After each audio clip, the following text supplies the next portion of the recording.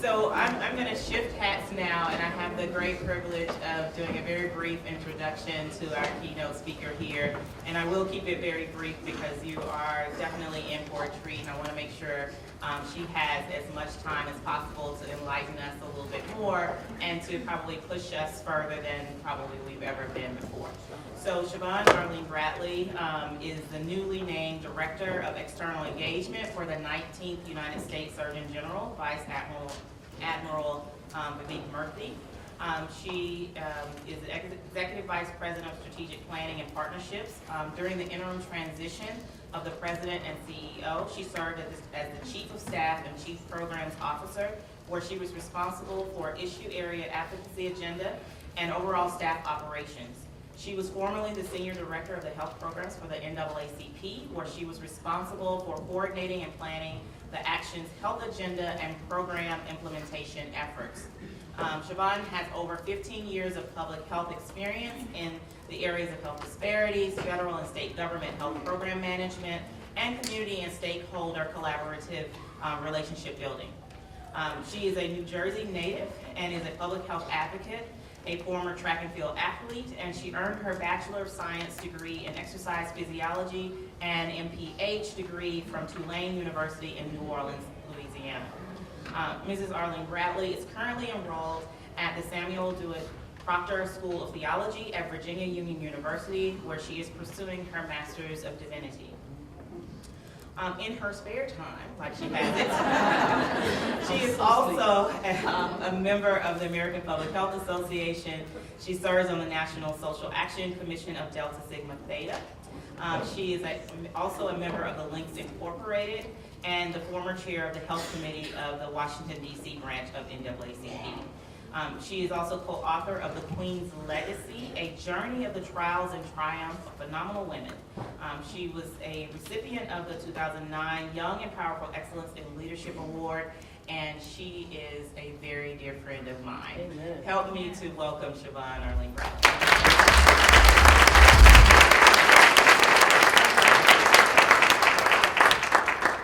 Check. I'm from Jersey. Check. I'm not from Jersey. I just turned it on. Am I on? Check. Yeah. Check 1, 2, 1, 2, 1, 2. Hot mic. Good morning. Good morning. So I just want full disclosure. I am sleepy. I have an almost 2-year-old. Amen. Y'all pray for me. He's just like his mom. It is an awful thing to get paybacks from an almost 2-year-old. He looks at me. He said, "Ooh, boy." This is what my mom was talking about. So I was in New York yesterday, started at a meeting at 8 a.m. in New York. So from D.C. to New York, back to D.C. Flight got delayed. Then I got to D.C., stayed there, more snow came, and then I got to Birmingham at 10 o'clock last night. Woke up at 6, because it's 7 on the East Coast. To a baby that said, "Mommy, you still on the plane?" And my husband's back like, "Put your pants on, son, put your pants on, son." The day in the life. Cameraman, you're gonna be really tired of me. So I don't stay in one spot, so I don't know how this is gonna work, but I just wanna give you the heads up. I'll probably be over there by the time this is done. So we'll figure that out. I am excited to be here. Monica's a good friend, and I will tell you, when you're talking about things like equity and health equity and dealing with issues of race relations, and you roll up in Birmingham, Alabama, I said, "Lord, give me the serenity to say what I need to say." And I'm in divinity school, so before we prepare sermons, there's a prep time, and in your prep time, you're supposed to have a quiet time with God. I had a long quiet time with Jesus before I flew down, because what I realized, Monica drove me by the 16th Street Baptist Church. I'm gonna cry. I hadn't seen it in person. I didn't know what it was going to do until I rode by this church.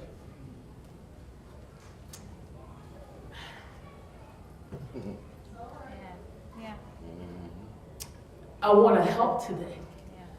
but it hit me right between my eyes, because I got a baby now. How many moms in the room? How many dads in the room? you think about your baby. And I thought about what those mamas felt. All they wanted to do was go to church. And all they wanted to do was really do their Sunday school program. If any black folk in the room, we have Sunday school program that is a part of our life. You're required to do the Sunday school program. And wear that stupid white hat with those dumb white socks. I hated them. And to all my white friends, they had to do the same thing too, so don't act crazy. We all had Sunday school programs. And in the innocence of childhood, and as a mommy now, we're so connected, people. Don't you see? Because you're crying with me. Thank you, because I don't want to look too crazy. I'm crying because I thought about if I had to bury him.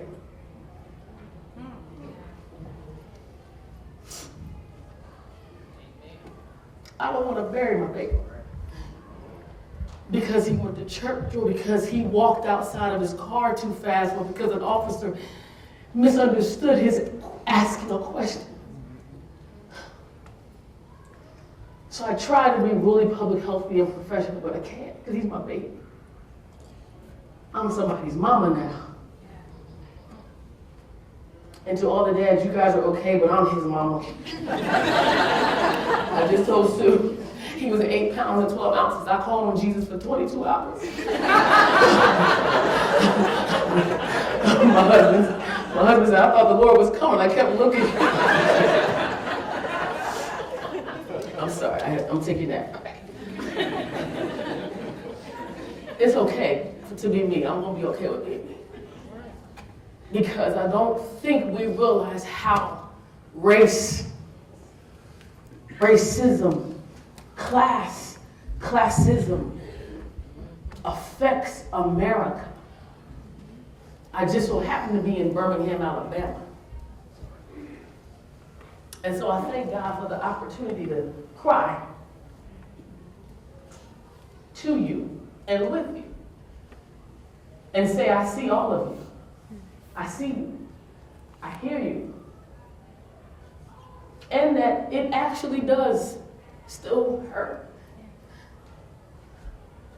I was telling Sora, I said, I don't even know why this happens. God does things very interestingly. But 4 Little Girls has been playing on HBO, which is a documentary about the 4 Little Girls at 6th Street Baptist Church. And my husband said, why do you keep watching that? I said, I don't know. I can't turn it off. And then I rode by. And I realized that I was divinely assigned to come and talk to you today. So excuse me when I reference the Lord. I am going to do it because that's what I do. And it's okay. I don't intend to offend, but I intend to do my truth. And my truth is that I know that there are times in life that we don't want to have hard conversations. But not having hard conversations leads to bad results. And bad results lead to a country that is completely divided. And I'm not even talking about partisan politics. I'm talking about prejudice. How many people here are prejudiced? Everybody's hand should go up. Look at you like, I'm not falling for that trick. Yeah, put your hand up. Put your hand up. You want to know why? Because you prejudge everything. Yeah, did you see how simple that is? People like, I'm fighting up. I'm not raising my hand. I love everybody. I'm prejudiced. Why? When I see somebody walking down the street, I size them up. That's all that means. It doesn't mean I hate you. I saw y'all like, that's a bad cover. I like that very black myself. Just gonna figure out how to ask her to borrow it. I looked, I saw your hair. I said, oh my gosh, her hair is classy and it's hers. What? Won't he do it? Right? I saw his ashes. And I said, committed. I prejudged him. I saw your hair, and I loved it. And it was remember why I didn't have it anymore, because I didn't want to do it anymore. That's what prejudice is. Here's the wrong side of prejudice. You're a white guy with glasses. You have to hate me, don't you? I'm giving you context. This is what we do. I look at you, I assume that you can't stand me because I'm in Birmingham, Alabama, you're white, I'm black, and I got the mic. That's probably problematic for you. Bad assumption. You see how he just affirmed me? And I didn't even plan that. Bad assumption. But this is what we do. I'm a Delta. I know there's some Deltas in the house. I'm a member of a sorority. Right? Now, how many AKAs in the house? That'd be something. Please, love you. Thank you. Now, let me let the white folk in on what we talk about right now. Listen to me. So come on, stand up, AKA sisters. We're in different sororities. So when we pledge, we got into the sorority, and I'm wearing green, you wearing red. See how y'all now their colors are green, pink and green. Ours are red and white. See how the spirit works. But let me give you context. We were pledged and taught that they thought they were better than us. We had to leave them to be better than them. When actually, I went to Tulane University, and I was on every meeting with every AKA, every Zeta, every SGRO holding hands, because I understood Greek unity. Divine Nine is what we call ourselves. But what I'm saying to you is prejudice means, you want to know? You see how she didn't say anything? Anybody in the same class? So this is what I mean by prejudice. So everyone's hand should have gone up because prejudice is aligned and intertwined in our society. Americans are prejudiced. Guilty. Let me just be guilty. Let me just tell you my truth. Anytime I go overseas, I'm like, where's the English? I'm so pompous and arrogant that I assume you should have my English in your country, that English is the 15th language on your list. But because I am American, this is not going to work for me. So we got to figure out how to do the sound. Just come down some. It's really hot. If I'm American and I go to the country and assume you need to have English, I am showing you not only my prejudice, but my arrogance and my ability to look at you as less than me. You don't have English from me? I'm American. Now, there's also some value to that. And I want to start there in this discussion. I think I'm supposed to push some slides. You gonna help me? Yeah. Yes, a little better. Go to the next one. See, I'm Baptist, and so, we got 3 points and go. And I'm gonna be Baptist, Catholic, and Pentecostal all day today. I'm gonna talk about American values. So I want you to tell me something. What are some American values? Tell me some American values that we have. The dream. What? Yes, the dream.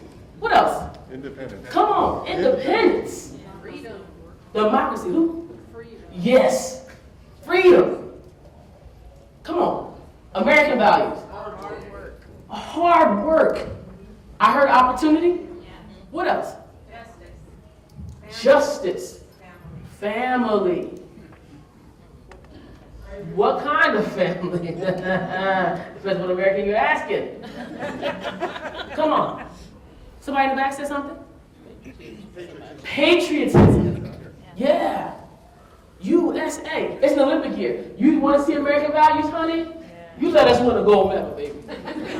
We like get up on the podium. And you didn't run a thing in your life, but you standing up. That's America, that's what we value. We value a win. We value being great. And that's a good thing. I heard hard work. One of my favorite ones is, put on your bootstraps and go to work. What if I don't have boots? Amen. What if my boots have holes in them? What if the boots offered to me were not as good as your boots? Put on your bootstraps and go to work. Not a bad value, but in a larger context, think about what that means. Come on. Football. Yes, let us pray. God, we thank you for the good iron.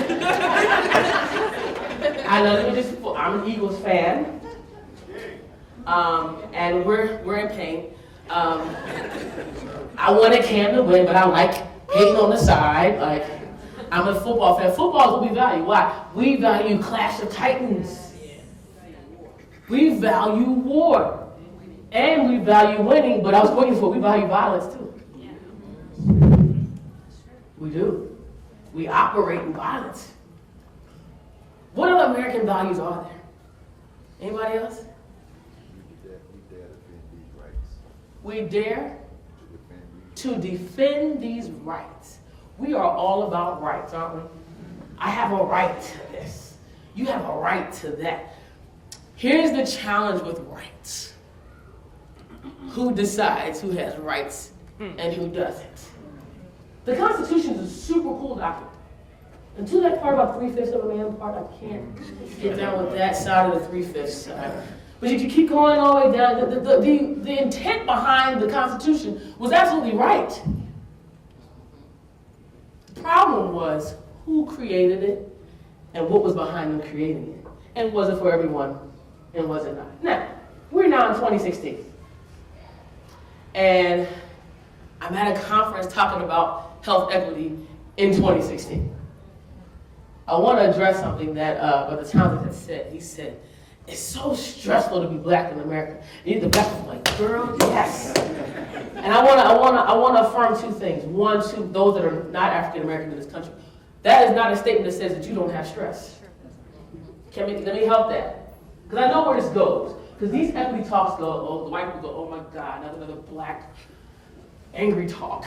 I mean, it's okay. We can say this in this room. Like, it's okay. We should get past the hard parts. There are stresses in every community.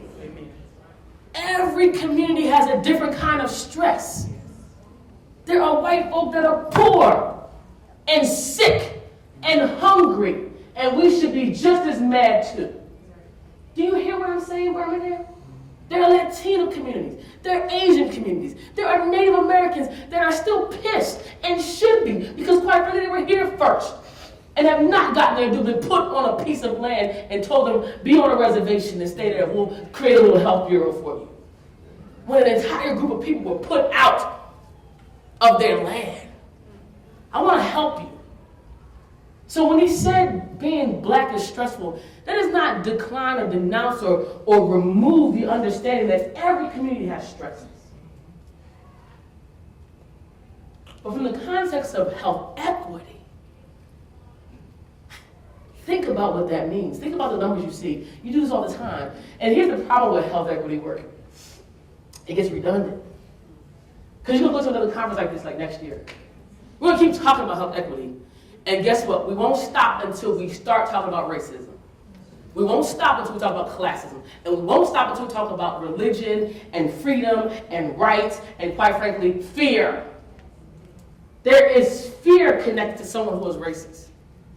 There is ignorance connected to those that are racist.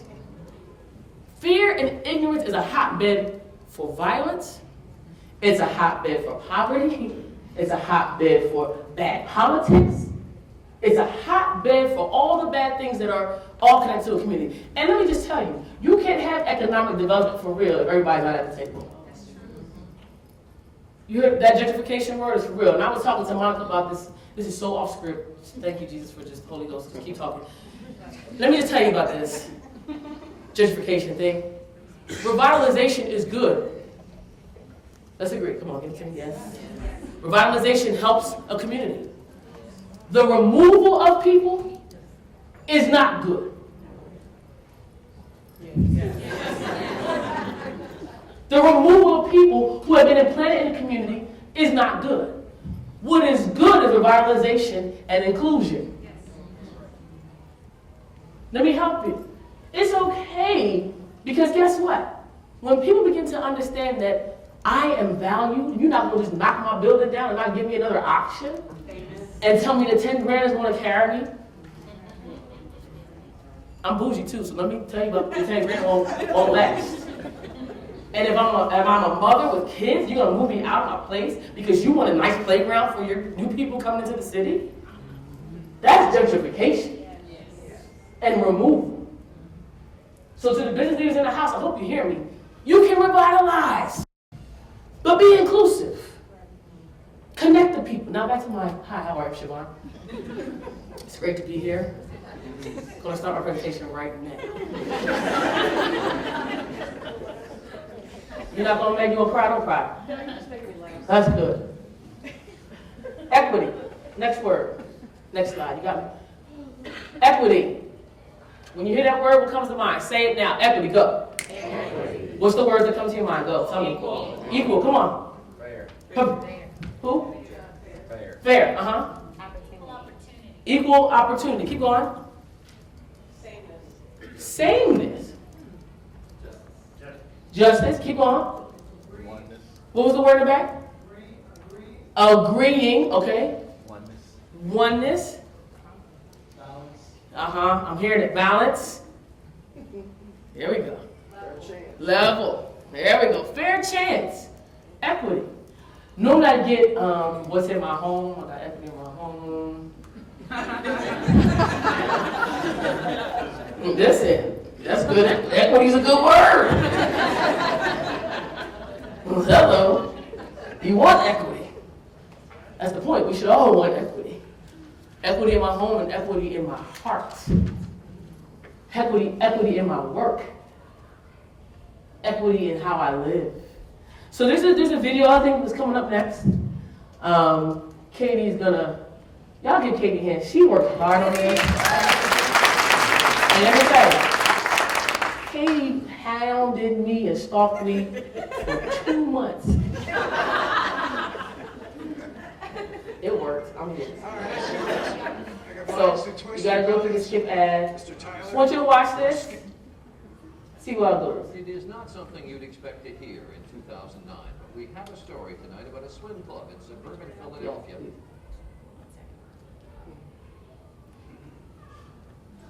Listen to these kids outside. That's the best feeling. You hear them. They're like, whoa! They have no clue we're here talking about race relations and crime about it. Because you know why? Kids get it right. Learn from the babies. You ready, Katie? Come on, DJ. Go. Accused of refusing to let a group of summer camp children swim there Can you hear? because they are black. Okay. The camp had a contract to use the pool, but Mike told the minority children not to come back. Susie's Dan Harris has the story from Huntington Valley, Pennsylvania. The children from Creative Steps Summer Day Camp just wanted to go swimming. But last week, when they went to the Valley Swim Club in a suburb of Philadelphia, things went wrong. It's right there. Black and Latino kids. You get ready, you jump in the pool, and most of the white people get out of the pool. As soon as we got in, like, all other kids got out except for like 3 kids. Marcus Allen is one of many children who say they heard grown-up white members of the club making racist remarks. He said, "Oh, I'm scared they might harm my children or try to steal something from me or try to mess with my children or something." Did you feel offended? Yes, I felt very offended. I was appalled like this. Like they would be saying some stuff like this. He said appalled. Once a week here at the pool club, where tonight there are angry protesters. But 2 days after that initial visit, the club returned the camp's money and said, "Don't come back." In a questionably Please worded read this. statement, the head of the swim club reportedly told a local TV station there was concern that a lot of kids would change the complexion and the atmosphere of the club. Alethea Wright runs the camp. What did you think when you heard that statement, that your kids were changing the complexion and the atmosphere? Then we must not be in America. I don't know what world they're in, but there's a multitude of colors in America, if they haven't heard. What does this incident say to you about the state of race relations here? It says that there are still a group of people that just don't get it, that America is moving forward with or without them. This afternoon, the campers were swimming at another pool, oblivious to the swirling rumors of lawsuits, finally doing what they wanted to do all along, enjoying the swim.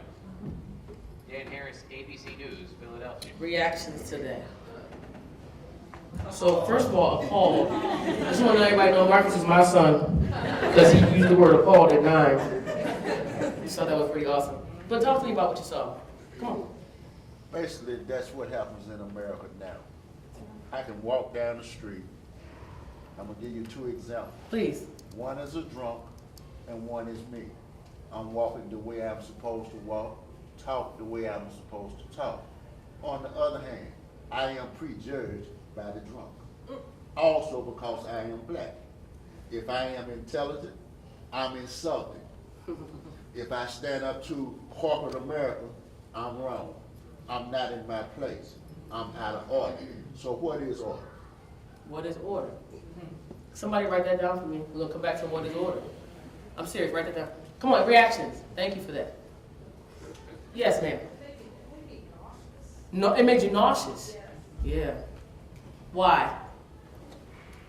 Because of the inequity of it, the fact that people would even not want people to be in a pool with them. I didn't understand.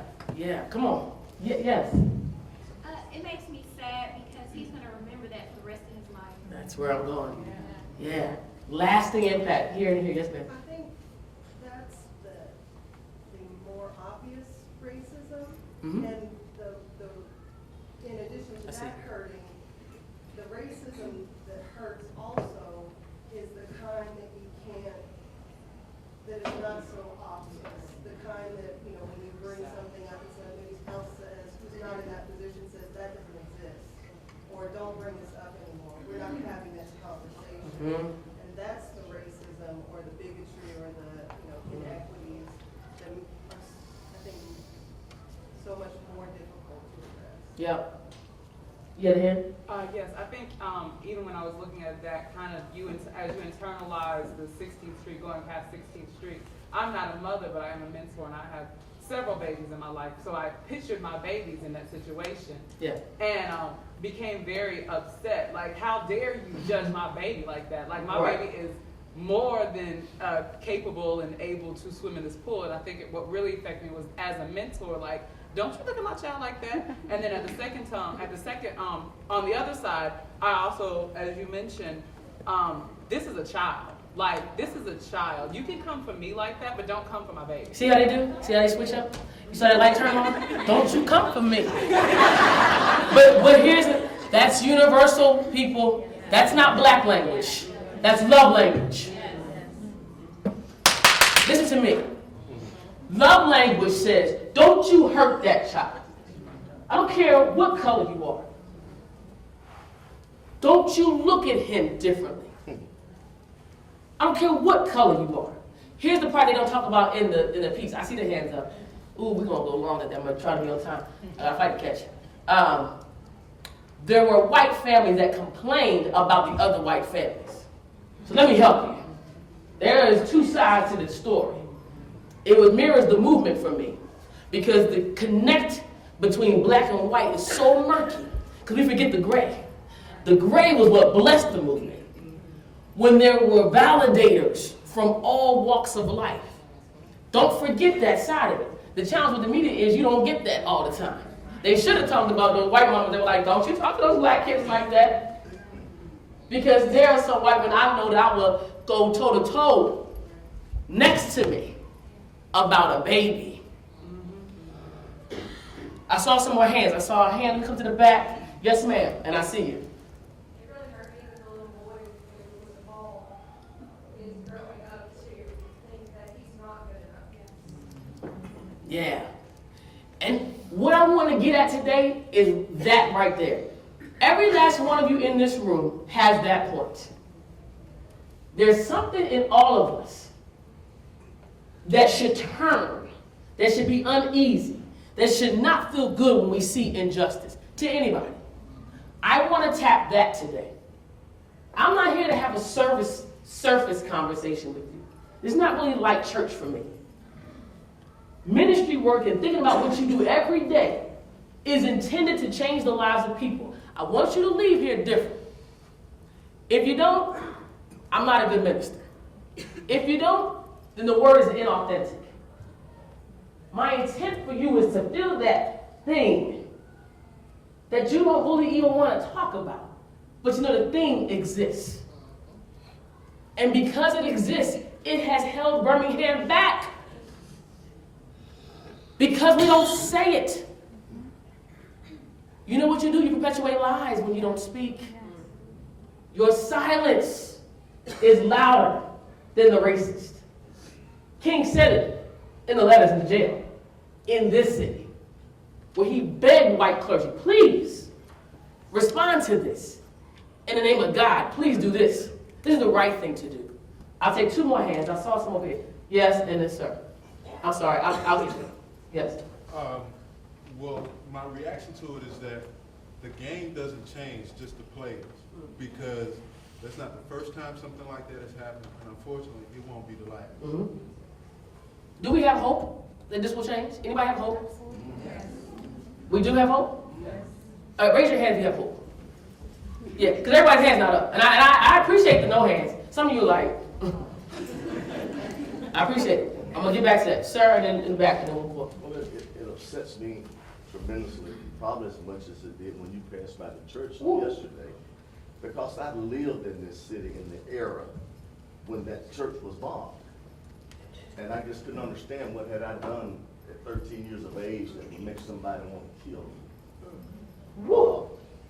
So they come up with new standards and they say I wasn't educated enough. Okay, so I became well educated. Wow. And now in this particular era still, I find my kids who are well educated, more educated than I was, because that's what I wanted for them. And they still have, they put some more runs on the ladder. So every time you do better, they put more runs. And I don't know what the runs are now. It separates us. I got a couple for you. And the sad part about it, we're still fighting the black-white issue.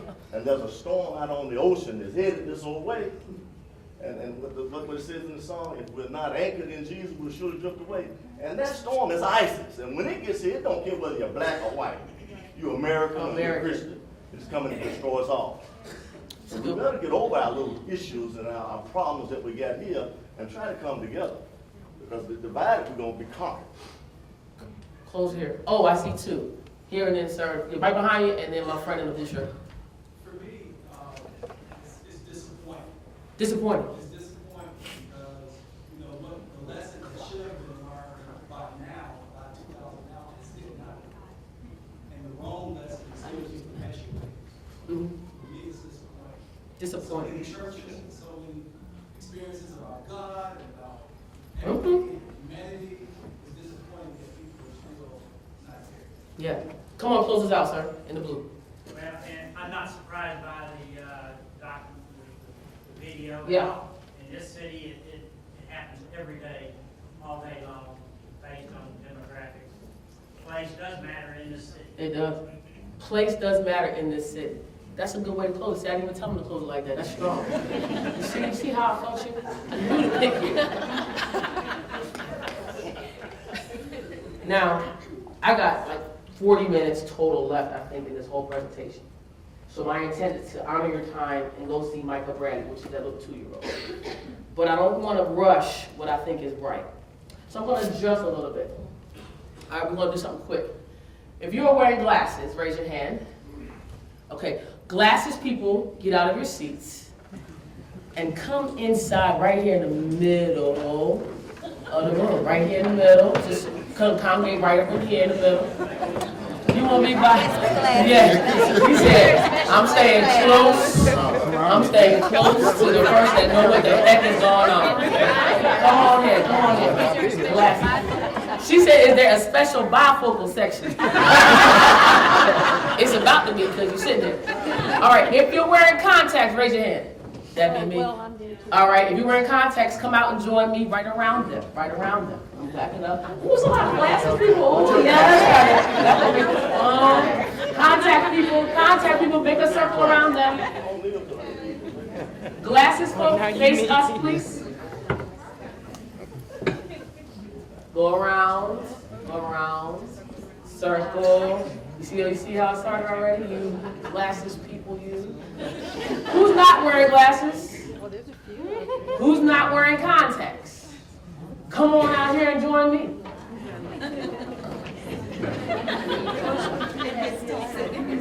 Are you seeing people?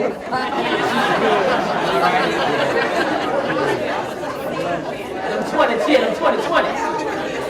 She said, yeah, we got this. That little feisty sales in Birmingham. No glasses people. Y'all all line up across the front of the room. All you good seeing folk. perfect. Look at this. Whoa. Come on, contact people. Contacts? Oh, y'all all can see? Yeah! This is gonna be good. Making you for the seeing people. I'm setting up something here. He said that's when we were scared of Lord, I don't want to come up here. This crazy Yankee gonna say to me. All right, here it is. Glasses people, you represent the marginalized. What's fantastic about this is how many people have on glasses. I couldn't even have planned this better. Because this is a real, true narrative of America right now. People of color and marginalized folk are actually growing in numbers. You contact people, like, you can't see, but don't nobody know you can't see?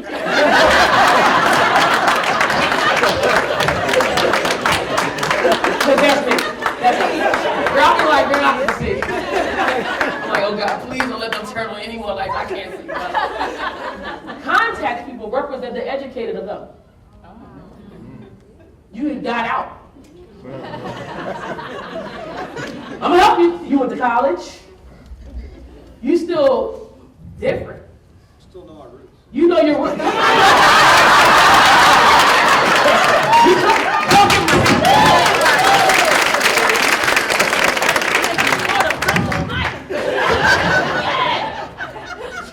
Contact people got out. Y'all got out the hood.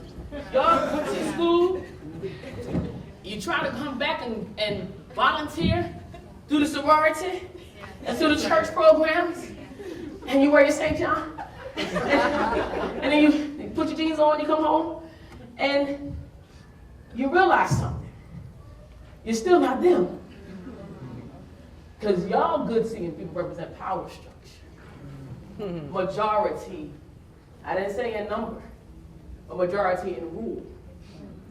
Power structure. So this is gonna make this fun.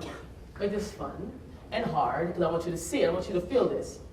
Because black and brown people, people of color, persons that are poor and white, feel that all the time. You can see their glasses. You can see that there's something different. It's glaring. I can't, and there's some fools that have tried, but I can't change this color. Don't want to, actually. Pretty cool with the black thing, I like it. I can't. And even if I don't want you to look at me and say there's a black woman, you can't help it. Because you've been conditioned to look at me not as Shavon. Oh, that's a black woman whose name is Shavon. Do you see the difference? Let me add to the labels. Who has short hair? Is she lesbian? No, I have a husband, 6'3", and fine with a cute baby. She's a woman. She can't be a preacher. I'm actually in school to be one. I'm helping you. Power structures create things like prejudice. So now, power structure. I want you to be power today. Be power. I want you to tell them what you want them to do. Look at people, they're like, oh my God, don't make me do this. I don't want to do unity talks. I don't want to do this part. So power, pick something. Tell them what they have to do. Just eat more carrots. No, that's not Wait, and how cute you are. You just turned beet red, honey. She's so cute. How about you eat carrots? I'm good power structure. I want you to be healthy. No. Let me be power. I'm going to show you what power looks like. Start jumping up and down. Look at them. Look at them. Like, I mean, everybody. And look how perfect that was. Because the contact people are like, you mean, like, girl, don't you know about education? I'm not like them. Jump up and down. Like, jump. You should jump. You should jump. Contact people, you're not us. Jump.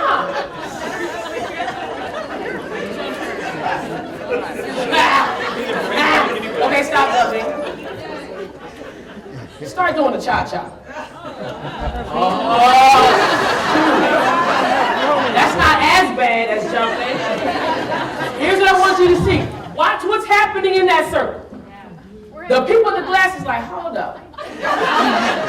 How you gonna tell tell me to jump. And the context, people are like, you mean us too? This is what it looks like in America. Structures tell you you're not them, but you're still not us. For people of color, particularly those of us that are educated than people of color, you know that's what we call it, turn the light on and off. You got to be somebody different in the office. You got to turn on and off. Look at the white people. Okay, so white people. Look. White people, what we do when we go home? We change. Because all they were like this. And all you want to do is go, yo, what's up? And we can't because you're virus. Right? So this is what it looks like. Every day there's a conflict for people like you who are not them, but got power. Power people are getting pissed because I'm telling you to jump higher, higher, higher. And they are figuring out something. They don't have to do what you say. I saw it immediately. Some people were like, and the black folk got their little tang like, yeah. And I saw when my man said, but I know my roots. That's the black educated activist, the person of color, the marginalized white person that came out of a trailer family and got out. They say, wait a minute, they're my people too. But it's still hard because you can't cross on this side. Power structure makes decisions for people. Power structure tells you what to do, what you got to do, and what the rules are. They create rules. Rules may be broken. Hear me. If you want to see equity, you got to break the rules. Now, one more time. Start clapping. Oh, you starting to get a hold of it now. They're like, wait a minute, she just told me I gotta break the rules. I'm trying to give you activism 101, people. The way you mobilize communities, the way you plan and push equity is to teach people how to have power. And say, no, I'm not clapping, only the way I want to clap. It's a different clap. And if you're in my church, it's my clap. You started to push back on me. That's what advocacy, equity looks like. It looks like, no, I want this side of the room. I want to be in power. Well, you can't get in power until power leaves. Power can't leave unless you vote power out. And power can't be voted out unless you go vote. Amen. Oh my. Or it dies out. What am I saying? What am I saying? I'm saying the king was killed because of power structure. I'm saying that there were assassinations of girls in your city in 1963 because of power structure. And what it has done to Birmingham, and many of you in this room, is that you all should be sitting in front of a shrink somewhere, thinking about what it meant to be brought up in this mess. Nobody has told you you're okay. So I'm coming to tell you something. Birmingham, uphold your city to a different standard. Push Birmingham past the blast of a church. In order for you to get free of racism, classism, it's going to take God first. That's my thought. But beyond that, people got to redirect their minds to look at other people's experiences. I will never know what it means to be a white man. Not all right, I just won't know. You'll never know what it means to be a black woman, nor to have a baby. You should leave the last part on. You will never know until we start having conversation. Talking to each other. You know why I cried? Because I was able to get it out. It hurts when we talk about racism. Alabama is screaming for healing. This state needs healing. This city needs healing. How many of you grew up during the Civil Rights era? Come join me up front. All of you that raise your hand. If you grew up in this city during that era. Okay, you grew up during that era, you can join me. She said, God, come on, anyway. I want to be a part of this exercise. Look at that, that's power. She wants it. Come on, those of you that grew up in that era. Come on. If you grew up in that era of the movement, I want you to come over here. This is a very special group of people, and I'm going to tell you why. Please pay attention to this one segment. You don't hear anything else that I say. I'm charging you.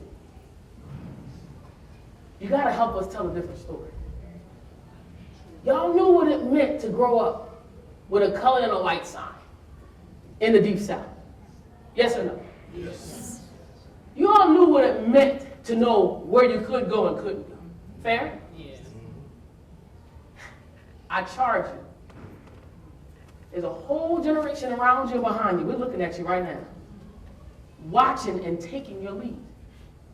If you always start a conversation with race baiting and not race healing, no one can hear you. Tell you the difference. It's white people's fault. Tell you the difference. Black people should just get jobs. That's baiting. Healing says, it hurt me when that church got bombed. When Till was in a river, in a cotton gin. When 3 civil rights workers, white and black, died because we just wanted somebody to vote. You gotta have that narrative with us. You gotta set us up. I was born in 78. My parents were born in 47 and 48. Some of you know that era. I told my parents the other day, I'm mad at you. You didn't tell me the whole story. Because guess what I gotta do now? I gotta tell Micah, son, before you go outside, let me tell you the rules of the game. I'm mad at y'all because you didn't tell us the story. And here's what you did really well, though. You integrated. You got the lunch counters hooked up. We can eat together. You got the schools set up. You hooked it up. But you forgot to tell us how to get along. I don't want to hear this narrative, people. Get over it. That's the wrong narrative. Let me help you with health equity. You can't get over it. It took 400 years to get the right to vote. You can't tell people like just get over it, slavery's over. Is it? Depending on who you're asking, right? So that's the wrong narrative. The right narrative is not get over it, but get in front of it. I want to help you. Help me get in front of it. He sent his babies to school. Yeah, there's more ladders, there's more rings to the ladder. So let's get in front of it. Build your own ladder. Create your own spaces. Show us harmony. Show it to me. I'm not saying you got to go to each other's houses every day. That's not, you crap me out. I got great white friends. Shut up. That's so dumb. That's not what I mean by unity. That means when you get to, that's what we do. That's what we say. It's really that crazy. But what I'm asking this generation to do is to push back when you see it. Come here. This is how we work together. But I got to charge you to get past some of your stuff. Because you are the most affected group in this world. Because you lived it. How many went to high school in the 70s and 80s? How many went to high school in the 90s? Yeah, that's us. Whoa, whoa. Whoa, hip hop. Yeah. Now, stay right here. Those that went to high school in the 90s surround this group. All of us in the 90s. Because each generation now, I'm pushing back. I'm saying we're now spot watching you. The only way we know how to be is if we get a model. Equity has to be modeled. So I'm going to give you an opportunity to have equity. If I'm going to give you an equity chance, if I'm going to do equality, which means all the boxes are the same, I got to create that. What am I not saying? I'm not saying don't be angry about some stuff. When Charleston happened,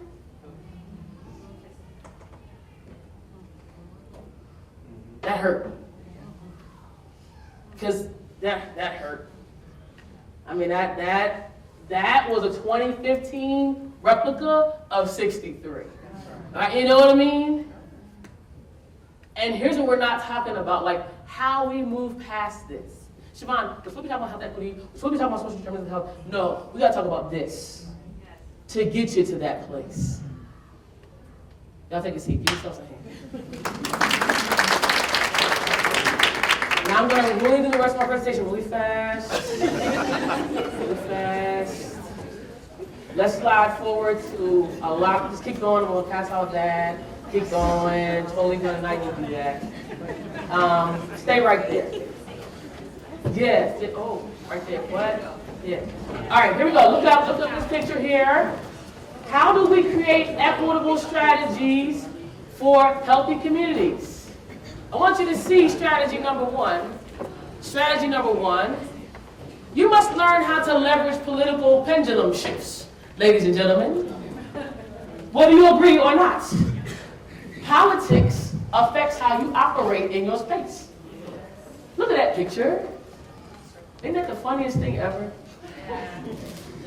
I'm like, dang.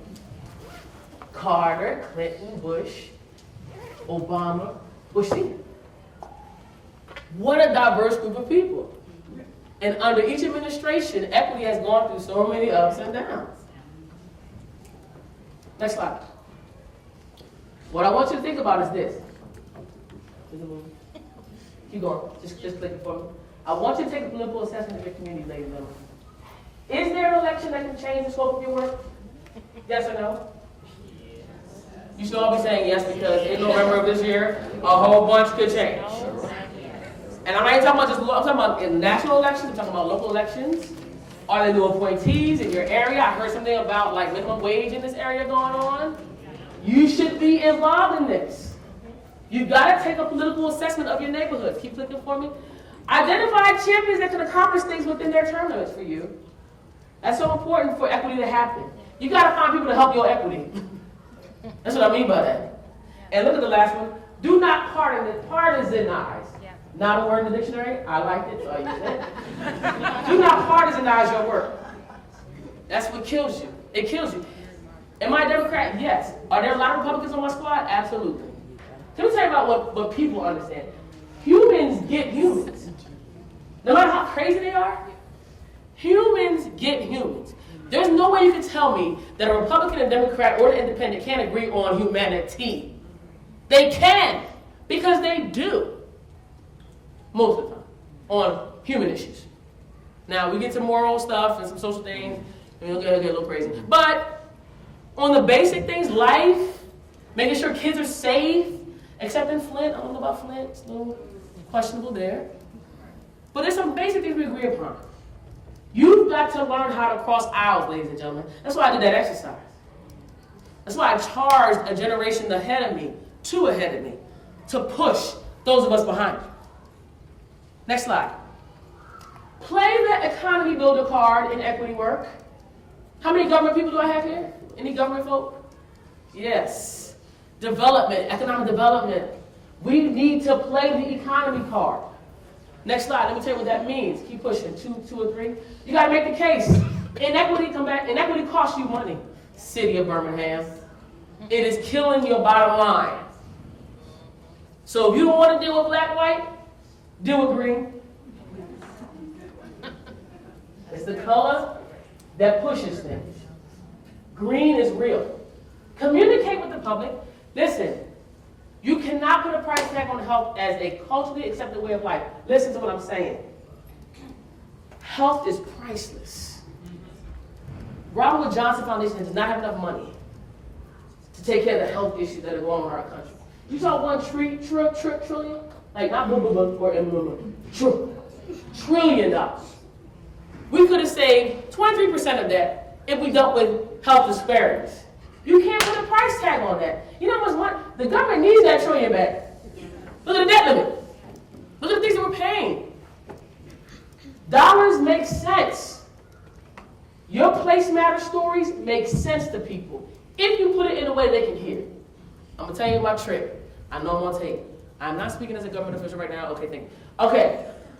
When you talk to Democrats, help them hear their stories. When you talk to Republicans, help them hear the dollars. When you talk to independents, tell them both sides. Is that helpful? Okay, great. I'm back high. Right? Turn it off. You can't be, federal all the time. Next one. You gotta build coalitions that are not dependent on funding. The money will dry up.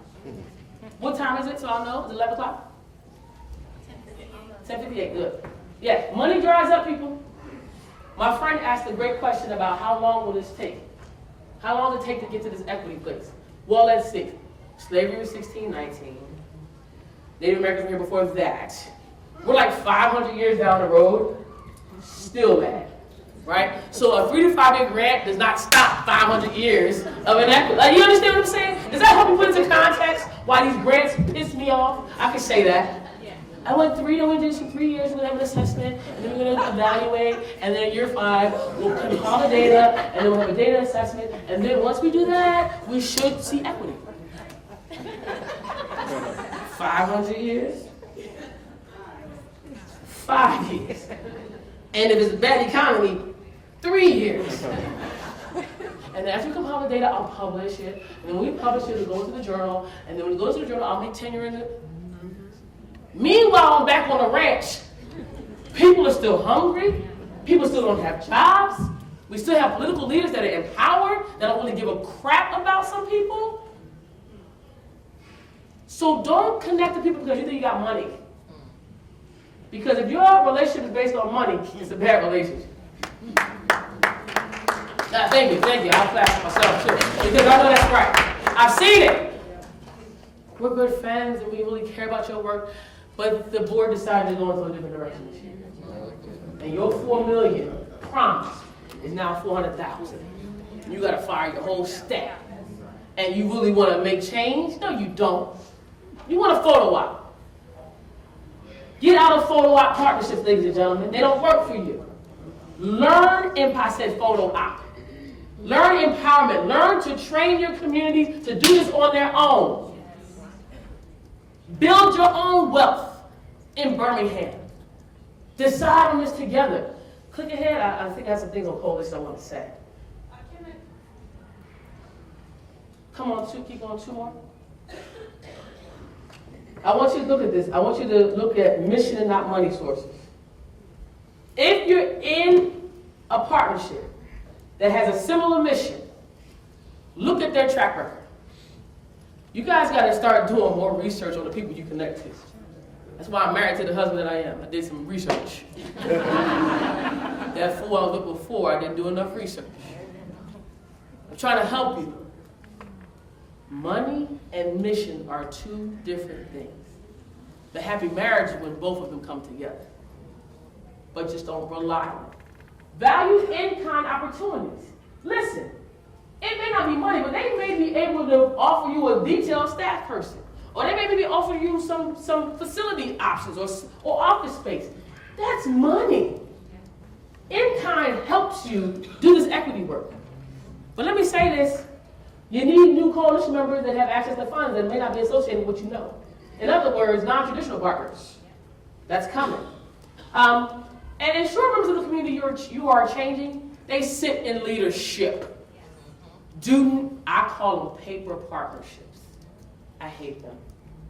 Because paper partnerships mean I wrote it in the grant, got the 3 blacks, 2 Latinos, 4 women, 2 white guys, perfect diversity, got it, got the grant. We'll make decisions and call you guys later. Next slide. Here, see it? I love this one. Open dialogue with perceived enemies. Whew. Now, if you look at those 2 pictures, you better know that these were some enemies. On the left is the clerk, who was the former president of South Africa, and shaking his hand is Nelson Mandela. So the guy on the left worked for the system that put the guy on the right in jail, and then they hooked up, and then the guy on the right actually became president and ran the world for a while, maybe back. But who Nelson Mandela is and is amazing, but it could not have happened if him and de Klerk didn't work together. And de Klerk, into his defense, knew that this country was changing.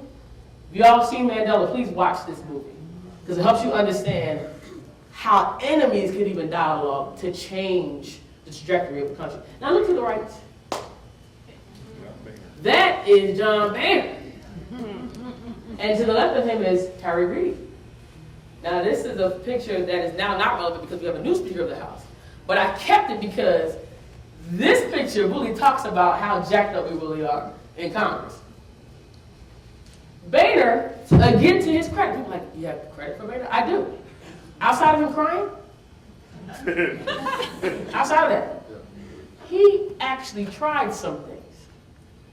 I get a chance to see some of this stuff. I happen to watch it. He tried some things, and that's why him and Reed actually conversed on some things. Now, in public, he fought, he had to fight, he had to rep his party, that's fine. But perceived enemies have to find a way to get together. That's why these talks are so important. People perceive black folk and white folk and Latinos and Asians as all enemies, like we're all in our own pockets. But if we would just stop for a minute and have a dialogue about what we're feeling, what we're seeing, what we're experiencing, it can really change the trajectory of Birmingham. It's not easy to say, I'm not sure if I like this, because you don't want to offend anybody. We're all intellectually correct. I will tell you this. The freedom of America allows you to speak freely, but not necessarily freely. And to a lot of my white colleagues, like Shavon, like, I can tell you some stuff, but I'm just, I'm a little nervous. I don't just tell me, and now share me. I want to say, like, get over it, but I don't really know how to say that without being offensive. I say, well, don't say that. I help. Don't do that. But that's why I say, get in front of it. How do I help? Because to those of us that are living in a black context, we can't understand why white folk are mad at us about not trying to get over stuff. And for my white colleagues, they're like, well, why are we still talking about this? Isn't it? I don't know what to do. I didn't do it. I love that dialogue. Because I try to help that work. That's a good dialogue to have. No, you didn't. But here's how you help it. You say, okay, it happened. We ask you to acknowledge it. And we ask you to see that it did happen. And how we work together to get past it. Perceived enemies should talk. Next one. Keep going. What is next for you? Now, I ran track in college. So this baton passing thing is really important to me because it got me my scholarship, and two, it really mirrors what I'm looking for this city.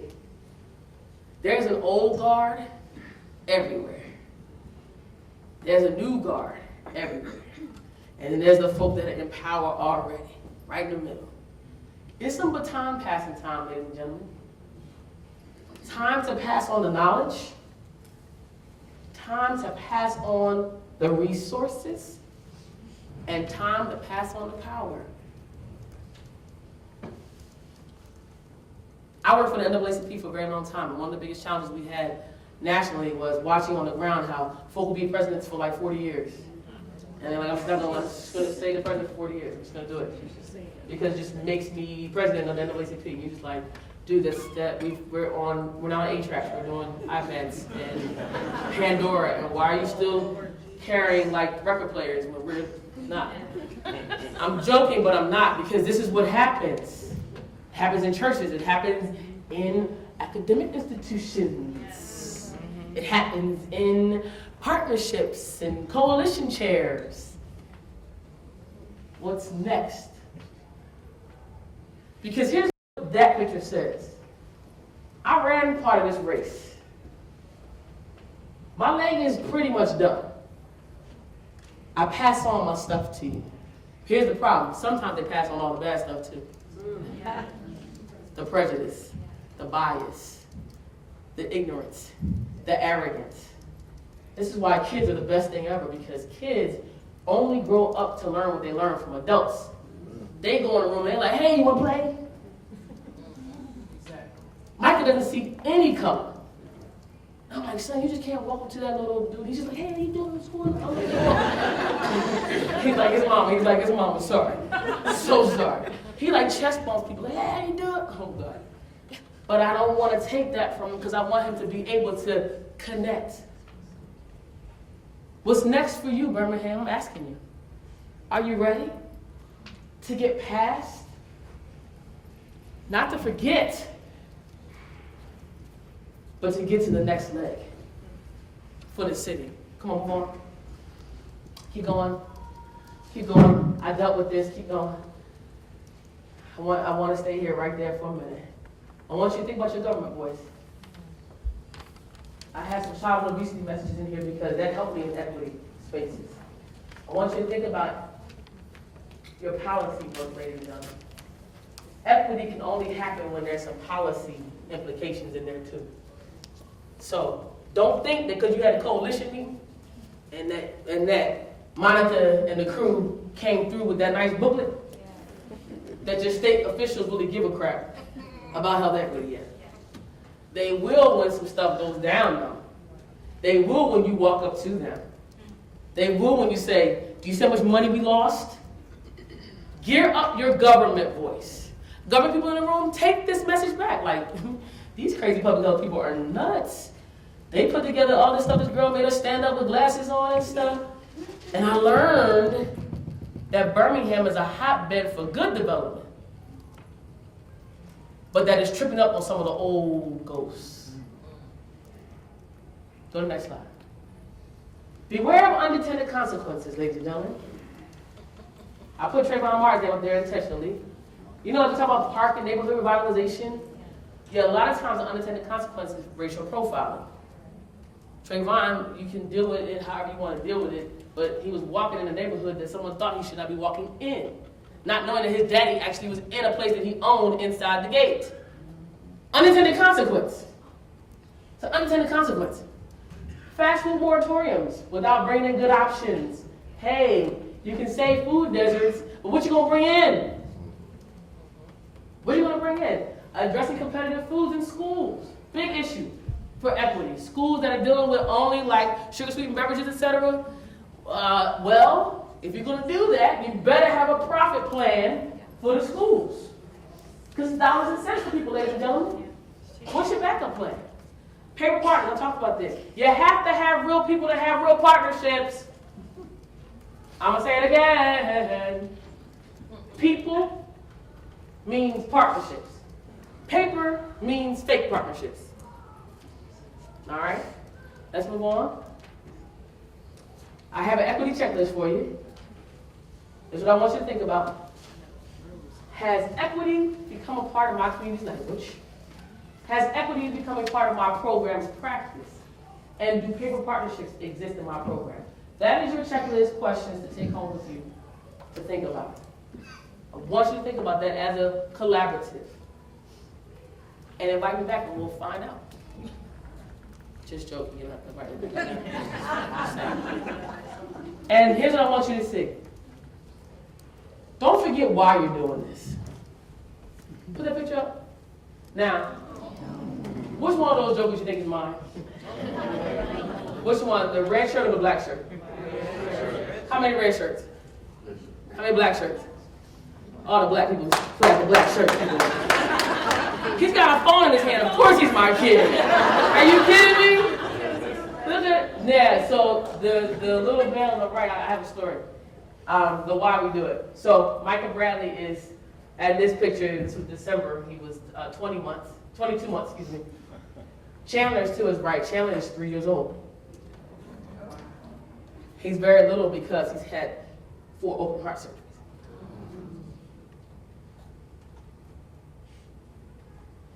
He's a baby, and his growth has been stunted because of all of the experiences that he's had. And the only reason he's living is because we had health care. The only reason he's living is because his mom and dad fought every doctor, every health system, just to get him in. And in the nick of time, they found out that he had a heart condition that they didn't even check him for. So that baby now is 3 years old, and he's alive because of coalition work, because of a healthcare system that finally got it down, because he had people that loved him around him. Don't you know that some of you are sitting on those coalitions that are saving lives that look like that? Look at Chandler. He's worth it, guys. There's a Chandler in Birmingham, Alabama right now who's growing up in the community without a grocery store, who's worried about being shot, whose mama is not on welfare because she wants to be, but she is really trying to find a job, but they look at her crazy because of how she talks and how she dresses. She has an accent maybe. She might be in a wheelchair or disabled. He's worth it. Now the boy on the left,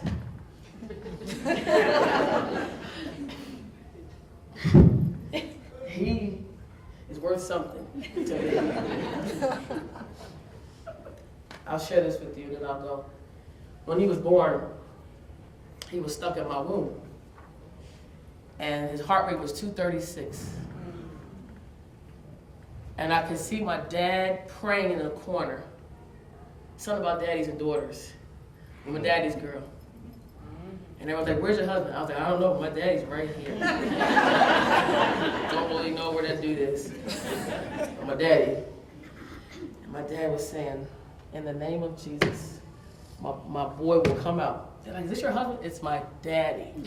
It's my daddy. He was praying. He said, no, it's not my boy. He just kept praying for him. That's my grandson. And my husband comes around in these blue scrubs. And my husband's 6'3", with locks. He comes around the corner like this. Now the pain, I have gone to Planet Nuts, okay? I said, drugs! Immediately. And they gave me the epidural. I knew something was wrong when I could see the doctor's eyes moving. And he said the words that, no, if you're a doctor here, don't ever utter this out loud to a patient. He said, does anybody have any other ideas? And then my dad started praying like, oh God, in the name of Jesus. Oh God. Right, so here's what we did. It was a situation where it was either going to be life or death for Micah Bradley. His name is Micah Benjamin Bradley. I named him after Micah the prophet because Micah was the prophet of the poor. And he spoke out against what was happening in Israel. And the doctor said that, and I said, well, I got an idea, take him out. Because by that time the drugs were in. I was like... And so they took me into the room and they cut him out. And my husband just boo-hoo crying. I said, you didn't do anything. Move so I can see him. Move so I can see him. And then when I looked at his eyes, the first thing that came to my mind was, I gotta tell him he's black. I got a boy. I gotta make sure he puts his hands on the wheel so nobody shoots him. Like, you're supposed to have the joyous moment, but that stress that you were talking about literally hit me on the table. And I was happy I had him. I wanted a girl because I wanted to pin her like in Delta and stuff. But, full disclosure, I was trying to step with him. And then I had this little boy, and I thought the angst inside of me, because any mom with a boy knows there's drama. But any black mom with a black boy knows there's drama, and then there's life or death to understand who you are in this country. He's the why I do this. Because I want everybody in this room to look at Micah and say, if anything happens to Micah, I'm coming after that person. I want you to see my baby and want to go hug him. He gonna hug you anyway because you're women. All the cute white women right here, he's coming for you. He likes women, so it doesn't really matter. He's all in. But I want you to look at him. I want you to see him and say, let me get him out of the street and make sure he's okay. I want you to say, come here, boy. You're my baby too. I want Micah to be your baby. Because this is how I'm gonna ask you to look at all of Birmingham's future. They look just like that. Now, probably minus the phone. But I want you to see that they are the future, guys. Turn to the next slide, it's the last one. This is the why you do it. Look at these kids. All different walks of life, all different experiences, and they are worth the why. I pray God's grace over Birmingham. I pray that you release the demons of the past. And I pray that the demons of the past never creep back into the city again. But I also pray this, that you will have the courage to stand to demons that still linger. That you will speak to racism, to classism, to sexism, to get over it-ism, to political-ism. Stare it in the face and say, not in my town. You are the future of Birmingham. The question is, are you ready to answer that call? I thank you.